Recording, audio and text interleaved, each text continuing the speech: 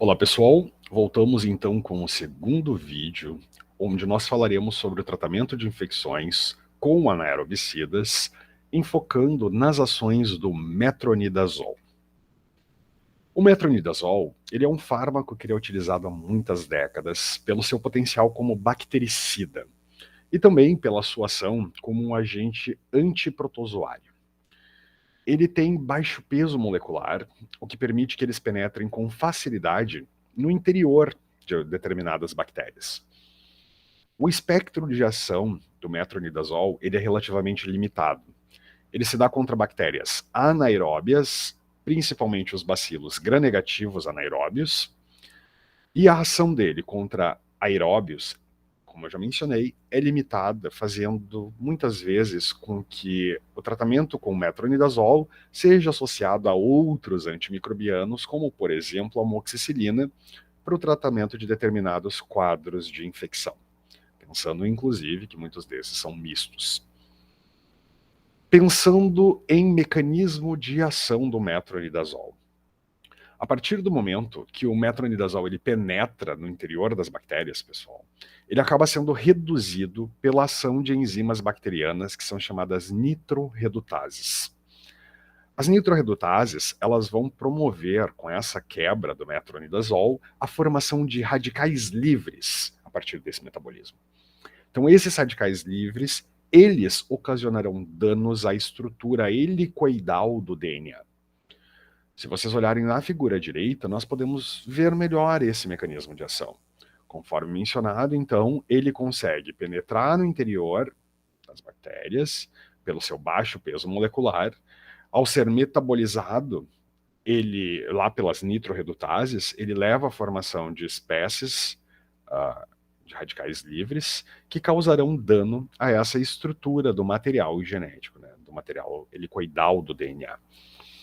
Esse dano muitas vezes vai induzir, sim, a morte da bactéria e, por isso, a ação bactericida vinculada ao tratamento com metronidazol. Pensando em seleção deste fármaco, ele é eficaz em diversas infecções de periodonto, né? São vários micro-organismos envolvidos nestas infecções, né, que podem ser combatidos com o uso do metronidazol, com algumas exceções. Uma delas é quadros com infecção com esse agente aqui, né, o Actinomycetem comitans, que é uma bactéria que muitas vezes apresenta uma maior resistência à ação do metronidazol. Como eu destaquei anteriormente, estas infecções do periodonto, elas são muitas vezes mistas e pelo espectro de ação restrito do metronidazol, muitas vezes ele acaba sendo utilizado em esquemas de associação. O uso dele de maneira isolada, ele não é muito frequente, sendo então essa associação amoxicilina e metronidazol muitas vezes garantindo resultados superiores ao uso em monoterapia. Entretanto, existem sim alguns casos em que a monoterapia com o metronidazol é eficaz, como por exemplo a gengivite ulcerativa necrosante aguda e em periodontite avançada, por exemplo, quadros que envolvam a presença de anaeróbios, e nesses quadros o metronidazol poderia ter alguma eficácia mesmo se usado em monoterapia. Um outro exemplo é no tratamento de complicações específicas, por exemplo, a diarreia induzida pelo Clostridium difficile no trato gastrointestinal, condição que também responde muito bem ao tratamento com o metronidazol. Pensando em farmacocinética, o metronidazol é utilizado principalmente pela via oral. Ele tem uma biodisponibilidade bastante alta, cerca de 98%, e o pico de concentração plasmática ocorre entre 1 e 2 horas após a sua administração. Pode ser utilizado também por outras vias, inclusive a via intramuscular e intravenosa, né? Mas, em geral, elas são reservadas, principalmente intravenosa, né, e essas vias parenterais, para quadros bem mais graves de infecções ocasionadas por esses agentes anaeróbios. A distribuição do fármaco ela é bastante ampla, conseguindo alcançar concentrações significativas no fluido gengival crevicular e também tem a capacidade de cruzar barreiras, tanto a hematoencefálica quanto a placentária, sendo passível de detecção no leite materno. O metabolismo do metronidazol ele é hepático e a excreção ela ocorre principalmente nos rins, sendo mais uma vez aquele ajuste de dose necessário, provavelmente, em pacientes que apresentem algum comprometimento renal, por exemplo, a insuficiência renal. E eu trago aqui para vocês, pessoal, uma tabela que ilustra alguns esquemas de administração envolvendo o uso do metronidazol no tratamento de diferentes processos infecciosos. Então, nós temos uma série de indicações, né, as vias, dose diária, o intervalo de dose e a duração do tratamento. Se vocês olharem nessa série de indicações, algumas sinalizam quadros mais frequentes do metronidazol em associação com outros antimicrobianos, como, por exemplo, na periodontite agressiva, na periodontite refratária e recorrente, em geral com amoxicilina. Se vocês verem também o tempo de duração de tratamento, né? O tratamento dura por cerca de 7 a 8 dias e ele encontra-se no intervalo entre doses de 8 horas. Pensando em efeitos adversos, os efeitos adversos mais frequentes, eles envolvem alterações no trato gastrointestinal, em torno de 12% dos pacientes tratados com metronidazol apresentam alguns desses sintomas, tais como náuseas, desconforto epigástrico e anorexia. Mas também podem aparecer outros efeitos, né, além de resultar inclusive em alterações da própria mucosa oral, xerostomia, estomatite, glossite, gosto metálico, língua saborrosa, entre outras alterações. Quando as concentrações desse metronidazol são altas, eles podem também promover efeitos adversos sobre o sistema nervoso central. Lembrando que estes fármacos eles penetram pela barreira hematoencefálica. Em altas concentrações, o que ele pode produzir? Cefaleia, tontura, ataxia, vertigem, apresentando também um potencial convulsivante, né? É muito importante, pessoal, uma anamnese desse paciente adequada para identificar aqueles que têm histórico de convulsão. E deve ser bastante cuidadoso o emprego do metronidazol nessa população. Não se tem dados muito claros sobre a segurança do uso do metronidazol durante gestação e lactação.